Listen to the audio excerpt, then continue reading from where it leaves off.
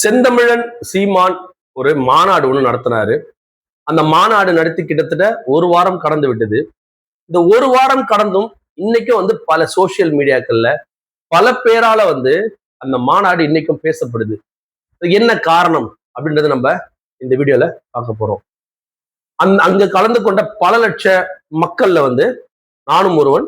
நானும் என்ன பண்ணேன், இந்த மாநாட்டுல கலந்துணும், மாநாடு எப்படி இருக்கு அப்படின்றத பார்க்கணும் அப்படின்ற ஒரு ஆர்வத்தின் மீதில நானும் எங்க வீட்டுல இருக்கிற எல்லாரும் சேர்ந்து போயிருந்தோம்.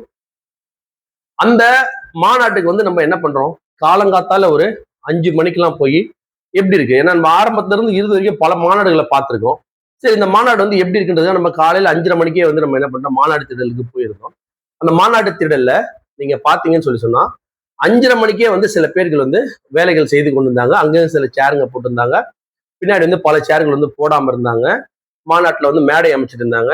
நம்ம போய் பார்க்குற நேரத்துல அங்க கட்சிக்காரங்க யாரும் இல்லை, ஆனா சில தொண்டர்கள் செஞ்சுட்டு இருந்தாங்க. காலை 5:30 மணிலேருந்து வேலை சுறுசுறுப்பா பண்ண ஆரம்பிச்சுட்டு இருந்தாங்க. சரி, நம்ம போயிட்டு மறுபடியும் எல்லாம் குளிச்சுட்டு மறுபடியும் ஃப்ரெஷ் அப் ஆயிட்டு கொஞ்சம் சின்னதாக ஒரு தூக்கம் போட்டுட்டு மறுபடியும் நம்ம ஒரு 8:30 9:30 மணிக்கா மறுபடியும் மாநாட்டுக்கு வரோம். நீங்க மாநாட்டுக்கு வரும்போது பாத்தீங்கன்னா அந்த ஆரம்பத்துல அந்த ஆரம்பத்துல இருந்து பாத்தீங்கன்னா கொடிகள் அப்படியே கட்டப்பட்டிருக்கு. பொதுவா நாம் தமிழர் கட்சி கூட்டம் அப்படின்னு சொன்னாலே அங்க அங்க எங்க அந்த ப்ரோக்ராம் நடக்குதோ அங்க மட்டும்தான் அந்த கொடிகள் நான் இது வரைக்கும் பார்த்திருக்கிறேன். ஆனா இது அந்த தெரு முழுக்க அந்த அந்த தெருன்றது அந்த ஒரு பெரிய ஒரு நேஷனல் ஹைவே மாதிரி இருக்கு. அந்த ரோட்ல பழனி திருச்சி திண்டுக்கல் ரோட்ல பாத்தீங்கன்னா 2 பக்கமுமே பாத்தீங்கன்னா 3 பக்கம் கொடியை வச்சு, அதுவே ஒரு ஆச்சரியமான விஷயமா தான் இருந்தது. பரவாயில்ல, இத்தனை கொடிகள் நாம் தமிழர் கட்சியில ஏன்னா அவங்க கொஞ்சம் மற்ற அரசியல் தலைவர்களை போல மிகப்பெரிய ஒரு வருமானமோ இல்லை மிகப்பெரிய பணபலமோ கொண்ட கட்சி நாம் தமிழர்கள். இது எல்லாருக்குமே தெரியும். அது எத்தனை பேர் நம்பினாலும் சரி அதுதான் உண்மை. அது அந்த கட்சியில யார் யாரெல்லாம் பிரயாணம் பண்றாங்களோ அவங்களுக்கு தெரியக்கூடிய ஒரு விஷயம். அப்ப அந்த மாதிரியான ஒரு இதுல இந்த இவ்வளவு அளவுக்கு கொடி வருதுன்னு பார்த்தா கிட்டத்தட்ட நான் ஒரு 30-35 கிலோமீட்டர் டிராவல் பண்ற தூரம் முழுசுமே பாத்தீங்கன்னா கொடிகளால நிரம்பி இருந்தது. அங்க நிரம்பிட்டு நம்ம கரெக்டா அந்த இடத்துக்கு நம்ம அந்த மேடை அமைஞ்சிருக்கிற அந்த இடத்துக்கு நம்ம போகும்போது பாத்தீங்கன்னு சொன்னா வெளியில இதை எத்தனை பேர் எல்லாருமே கவனிச்சிருப்பாங்க. ரொம்ப பேர் அதை சொல்லலை அப்படின்றது என்னுடைய கிட்டத்தட்ட ஒரு வாரம் கட்சியுமே அதை ரொம்ப பேர் பேசல. இப்ப நீங்க அந்த உள்ள நுழையிற நேரத்துல பாத்தீங்கன்னா லெப்ட் ஹேண்ட் சைட்ல அது இடதுபுறம் பாத்தீங்கன்னு சொன்னா சீமான் ஐயாவும் அவரோட மனைவியுடைய ஒரு போட்டோ, ஒரு புகைப்படத்தை இது வச்சு வரவேற்கிற மாதிரி ஒண்ணும். அதுக்கப்புறமா பாத்தீங்கன்னா மாநாடு உள்ள நுழையறதுக்கு முன்னாடி அப்படியே லாஸ்ட் வரைக்கும் கிட்டத்தட்ட ஒரு 100-110 அந்த பேனர், அந்த பதாகைகள்ல பாத்தீங்கன்னு சொன்னா சீமானின் பொன்மொழிகள். இதெல்லாம் நீங்க புரிஞ்சுங்க.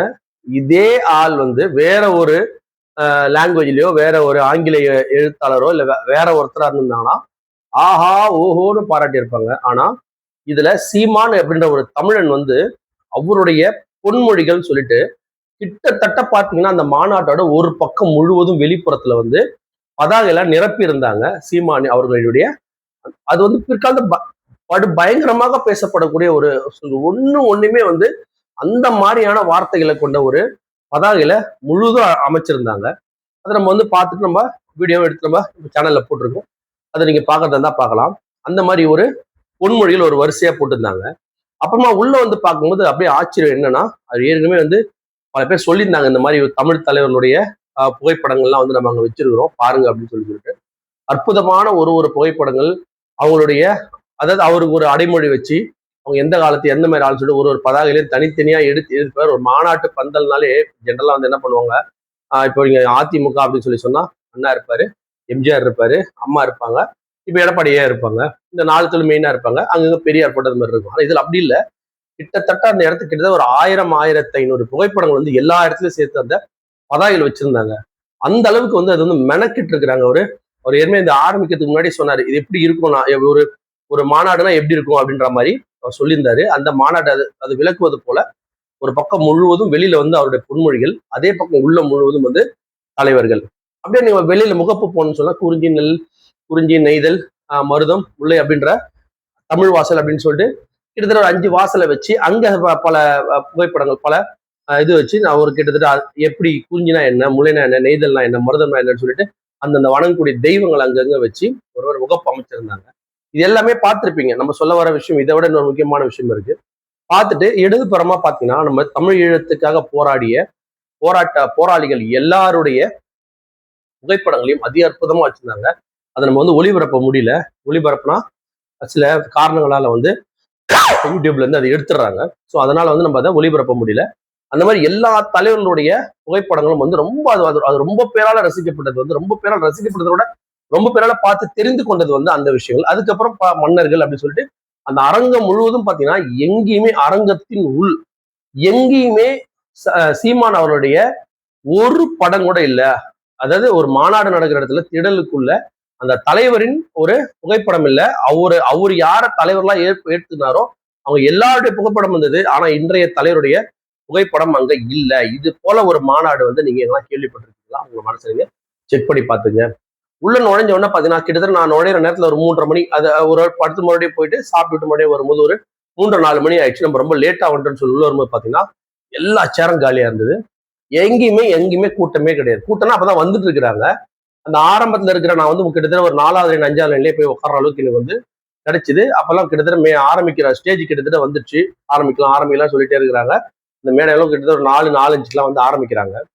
அந்த நேரத்துல பாத்தீங்கன்னா என்ன போல ஆட்கள் என்ன நினைச்சுன்னா, ஐயோ இது வந்து ஃபெயிலியர் ஆயிடும் போல இருக்கு, இவர் வந்து மத்தவங்க சொல்றதெல்லாம் உண்மையாயிடும் பொழுது இவருக்கு வந்து கூட்டம் வருவது வந்து ரொம்ப கஷ்டம் அப்படின்னு சொல்லிட்டு நம்ம வந்து உட்காந்துருக்கிறோம். ஒரு 4 மணி ஆகுது. சும்மா அவங்க போடுற ப்ரோலாம் பார்த்து ரசி அப்படி பார்த்துட்டே இருக்கும். ஒரு சின்ன விஷயங்கள்லாம் போடுறாங்க. சும்மா ஒரு காலருக்கு ஒரு திரும்பி பார்க்கும்போது அங்க கூட்டம் கொஞ்சம் கொஞ்சமா ஃபில் ஆகுது. கிட்டத்தட்ட பாத்தீங்கன்னா ஒரு 5-5:30 மணி வரைக்கும் கூட பாத்தீங்கன்னு சொல்லி சொன்னா ஒரு பாதி தான் வந்து பாதி திரள் தான் மட்டுமே ஃபில் ஆயிருந்தது. பின்னாலாம் வந்து நிரம்பாம இருந்தது. சரி அப்போ நினைச்சேன் சார், அந்த இந்த 2,20,000 ரூபாய் நம்மளுடைய சாட்டை துறைமுருகன் சொன்ன மாதிரி இந்த சேர்கள் 2,20,000 சேர்கள் மட்டும் போட்டா ஃபுல்லானா கூட அவங்க வந்து வெற்றின்னு சொல்லிக்கலாம், ஒன்றும் தப்பு இல்லை அப்படின்னு சொல்லி நினைச்சுதான் நான் அப்படியே தொடர்ந்து உட்காந்து பார்த்துட்டே இருக்கிறேன். அப்படியே ஒரு ஒரு ஒரு ஒரு நிகழ்ச்சியா நடக்குது. ஒரு சண்டை பயிற்சி மாதிரி நடந்தது, ஒரு ஒயிலாட்டம் ஒன்று நடந்தது, அப்புறம் ஒரு பாட்டு ஒன்று நடந்தது, அப்புறம் ஒரு கருப்பசாமி ஒரு ப்ரோக்ராம் நடந்துட்டு இருக்கு. அந்த கருப்பசாமி ப்ரோக்ராம் நடக்கும்போதெல்லாம் பாத்தீங்கன்னா பின்னால பாத்தீங்கன்னா கிட்டத்தட்ட 3/4 சேர் வந்து ஃபுல் ஆயிடுச்சு, 3/4 அளவுக்கு வந்து ஃபுல் ஆயிடுச்சு. அப்பதான் வந்து சீமான் ஐயா உள்ள வராரு. அப்பயே பாத்தீங்கன்னா ஒரு பயங்கரமான எழுச்சி. சீமான் ஐயா அப்பயே இந்த மாதிரிலாம் இப்படி கையை உயர்த்தி அவர் நம்ம பார்த்தது கிடையாது. அவர் அந்த கூட்டத்தையே பார்த்து வந்து அப்பா நம்ம நினைச்சது நடந்துச்சு அப்படின்ற மாதிரி ஒரு ஒரு ஒரு சந்தோஷத்துல வந்து அவர் வந்து அப்படி அப்படி பண்றாரு அப்படின்னு நம்ம உள்ள இருந்து நம்ம பாக்குறோம். இதெல்லாம் இப்படி பண்றாரு, நம்ம நினைச்ச பரவாயில்ல, நல்ல அவர் நினைச்ச ஒரு நல்ல ஒரு கூட்டம் வந்திருக்கு போல இருக்குன்னு சொல்லிட்டு கிட்டத்தட்ட நான் சொல்ல 6 மணி 5:45 6 மணி போல அந்த தமிழ்நாட்டு கொடி ஏத்துறாங்க. இந்த பக்கம் வந்து பாத்தீங்கன்னா விடுதலை, அதாவது நம்ம நாம் தமிழர் கட்சியோட கொடி ஏத்துறாங்க, விளக்கேத்துறாங்க, எல்லாம் பண்ணிட்டு இருக்கிறாங்க. அப்பயும் நம்ம எடுத்து பின்னால பாக்குறோம் 3/4 சேர் தான் ஃபுல்லா இருக்கு. இதுக்கே சீமான் ஐயா அப்படி பண்றாங்க அப்படின்னும் போது சரி ஃபுல் ஆயிடும் அப்படின்னு, ஏன்னா இதுக்கப்புறம் தான் வர ஆரம்பிக்கிறாங்க, ஃபுல் ஆயிடுக்கு அப்புறம் தான் எல்லாரும் பேச போறாங்க, ஃபுல் ஆயிடு சொல்லி பார்த்தா ஒரு 1/2 மணி நேரம் 1 மணி நேரங்க, ஒரு 6ல இருந்து ஒரு 6:30 மணி 7 மணி இருக்கும். நிக்க இடம் இல்லை. அப்படியே ஜாம் பேக்னு வாங்க பாத்தீங்களா, அந்த மாதிரி நான் 4வது வருஷம் 5வது வருஷத்துல உட்கார்றேன். ஒரு பாக்ஸா போட்டிருந்தாங்க, இந்த பத்திரிகை ஊடக நண்பர்கள் போட்டுருந்தாங்க, அதுல நான் உட்காந்துருந்தேன். அதுல பாத்தீங்கன்னா முதல்ல ஒரு 5 சேர் ஒரு வரிசையில போட்டிருக்காங்கன்னா ஒரு கொஞ்சம் சீமான் ஐயா வந்து இப்போ கிட்டத்தட்ட வர நேரத்துல மற்ற மாதிரி அந்த அவரோட பற்றிய பாடல்கள்லாம் அங்க அந்த மேடையில ஒளிபரப்பு நேரத்துல பாத்தீங்கன்னா ஃபுல் ஆயிடுச்சு. ஃபுல்லா அப்படியே அப்படியே அப்படி அப்படியே அப்படி அப்படி நெருக்கிற அளவுக்கு வந்து ஆயிடுச்சு. நெருக்கலாம் போல அந்த அளவுக்கு வந்து கூட்டம் வந்து அதிகமாயிடுச்சு. அப்ப என்ன பண்றாங்க, ஒரு ஒரு யாருமே வந்து மத்தவங்கள மாதிரி ரொம்ப டிசிப்ளினா இருக்கிறாங்க, அதுல எந்த மாற்று கருத்தும் கிடையாது. ஆனா அவங்க உட்காந்து அவங்க அவங்க பேசுறத கேட்கவும் பார்க்கவும் விரும்புறாங்க. அப்போ ஒரு ஒரு பாக்ஸ்ல இருந்த எல்லாருமே என்ன பண்றாங்கன்னா அந்த சேரை ஃபர்ஸ்ட் கொஞ்சம் முன்னாடி தள்ளுறோம், ஒரு 2 ரோ வரா மாதிரி ரெடி பண்ணி தராங்க. அங்க ஃபுல்லா அவங்க யாருமே நிக்கல, எல்லாரும் கீழே தரையில இருந்து உட்காந்துனாங்க. அப்புறம் கொஞ்ச நேரம் ஆகுது, ஒரு 10 நிமிஷம் 15 நிமிஷத்துல மறுபடியும் கூட்டம் அதிகம் வந்துட்டே இருக்கு.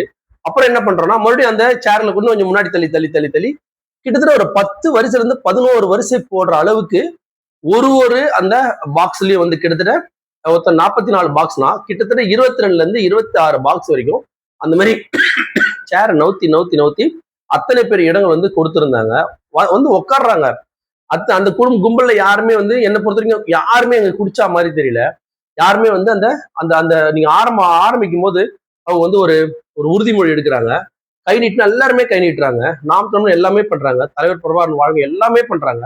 அங்க நீங்க வந்து அந்த அவர் வந்து அந்த வீர வணக்கம் செலுத்தும் போதெல்லாம் உறுதிமொழி எடுக்கும் போதெல்லாம் பாத்தீங்கன்னா அங்க அவங்க சொல்றது அங்க மேல என்ன சொல்றாங்களோ அதுவும் கீழே என்ன சொல்றோம் அது மட்டும்தான் கேட்டதே தவிர வேற எதுவுமே கேட்கல. அந்த அளவுக்கு வந்து சத்தத்தை இல்லாம ஒரு ஒழுக்கமான ஒரு ஒரு மாநாட்டை வந்து நம்ம வந்து பார்த்தோம்.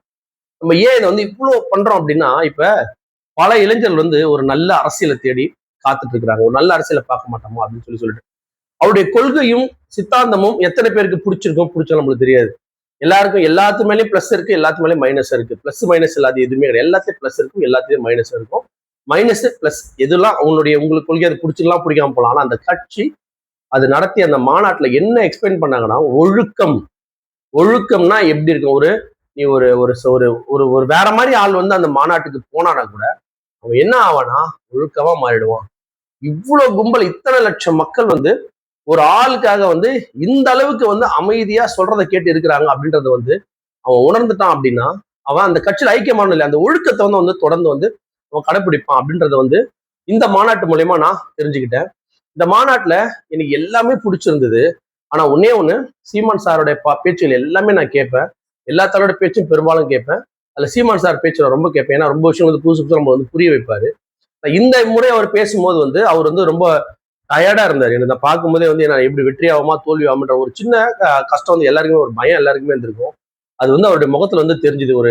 அவர் வந்து எப்பயுமே ரொம்ப பிரிஸ்கா இருக்கிற ஆள். அந்த முகம் அப்போ வந்து ரொம்ப கொஞ்சம் டல்லா இருந்த மாதிரி எனக்கு ஒரு ஃபீல். ஆனா அவருடைய பேச்சு வந்து எப்பயுமே வந்து அட்டகாசமா இருக்கும். அன்னைக்கு அட்டகாசமா இருந்தது. ஆனா ஒரு வாட்டி அவர் பேசும்போது பல புதுசு புதுசா பாயிண்ட், பல விஷயம் பேசுவாரு. இதுல என்ன பண்ணாருன்னா, இது வரைக்கும் அவர் பேசின சிறப்பான பேச்சுல அங்க தொகுத்து பேசினார் தவிர புதுமையான பல விஷயங்கள் வந்து பேசுவா. நான் என்ன போலான்னு எதிர்பார்த்தா, ஆனா அது எப்பயும் போல ஒரு நார்மல் ஸ்பீச் வந்து, ஆனா பவர்ஃபுல் ஸ்பீச் வந்து அத்தனை மக்கள் மத்தியில பேசும்போது, ஆனா என்ன போடுற ஆட்கள் வந்து வேற என்ன புதுசா பேசுவாரு அப்படின்னு நினைக்கும் போது, ஏற்கனவே பேசியதை வந்து அந்த மக்கள் ரசிக்கிற மாதிரி பேசினாரு தவிர புதுசா எதுவுமே அவர் வந்து அன்னைக்கு அந்த மேடையில வந்து பேசல. அவரை தவிர அவர் யாருமே மேடை ஏறி மைக்கு பிடிச்சி பேசவே இல்லை. மைக்கு பிடிச்சி பேசுறது தெரிச்சிருக்கும் அந்த மாநாடு. ஆனாலும் வந்து சீமான் ஐயா பேச்சை கேட்கதான் அத்தனை லட்சம் மக்கள் வந்து திரண்டிருக்கிறாங்க. அவர் பேச்சு முடிகிற வரைக்கும் யாருமே எழுந்து வெளில போல. நான் ஃபுல்லா ஒரு 8:30 8:45 மணி ஃபுல்லா என்ன க்ரௌடெல்லாம் நான் அவட கேமரா போய் பிடிக்கிறேன். வெளியில வந்து நான் வந்து ஒரு 9 மணி நம்ம ஃபர்ஸ்ட் கார் எடுத்துட்டு போயிடணும் அப்படியே வந்து வெளில ஒரு பேச்சை மட்டும் கேட்டு நின்றுட்டே இருக்கிறேன்.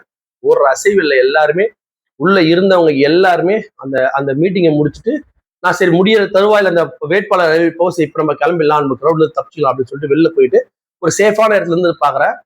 வரவே இல்லை.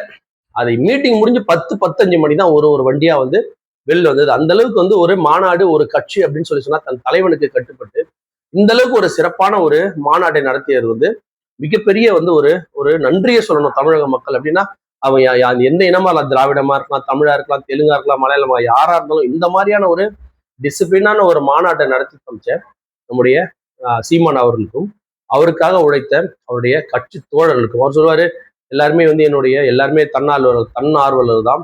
இந்த படம் கலெக்ட் பண்ணதான் நீங்க பாத்துருந்தீங்கன்னா பெஜாராயிருப்பீங்க. அங்க புக்ஸ் தாங்க வித்தது. நான் பார்த்தேன், நேரடியா பார்த்தேன். எல்லாம் புக்ஸ் தான் வித்தது. எங்கேயுமே எதுக்கே சாராயமோ சரக்கோ யாருமே அடிக்கல. அந்த திடல் வந்து அவ்வளவு கிளீனா அந்த ஒரு இதுல எடுத்து போட்டு காமிச்சிருப்பேன். நீங்க பாக்குறதா பாருங்க. அது வந்து அதுல வந்து திடல் அப்படியே ஃபர்ஸ்ட் ஆரம்பத்துல 3-4 மணில இருந்து எடுத்து எல்லாமே போட்டிருப்பேன்.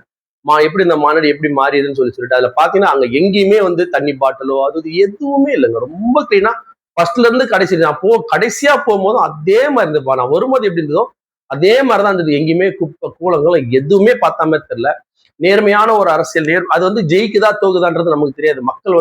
மக்கள் வந்து எப்படியாப்பட்டவங்க பார்த்துட்டே இருப்பாங்க. அவங்க எப்போ வந்து எதுல போய் அவங்க சப்போர்ட் பண்ணுவான்னு யாருக்குமே தெரியாது. ஆனா இந்த மாநாட்டுல கலந்து கொண்ட இந்த மக்கள் மேல வந்து இதை பார்த்த அந்த ஊர் மக்களா இருந்தாலும் சரி, இல்ல இதை வந்து டிவில பார்த்த எல்லாருக்குமே வந்து பாத்தீங்கன்னா அந்த கட்சி மேல எத்தனை விமர்சனம் இருந்தாலும் அவரையும் அவருடைய தொண்டர்கள், நம்ம நாம் தமிழர் கட்சின்னு ஒருத்தர் சொல்றான், ஆனா இன்னைக்கு அவனை மதிப்பா பார்க்கக்கூடிய அளவுக்கு இந்த மாநாடை மிக மிக சிறப்பாக நடத்தியிருந்தார் நம்முடைய செந்தமிழ் சீமான் மற்றும் அவருடைய தோழர்கள்.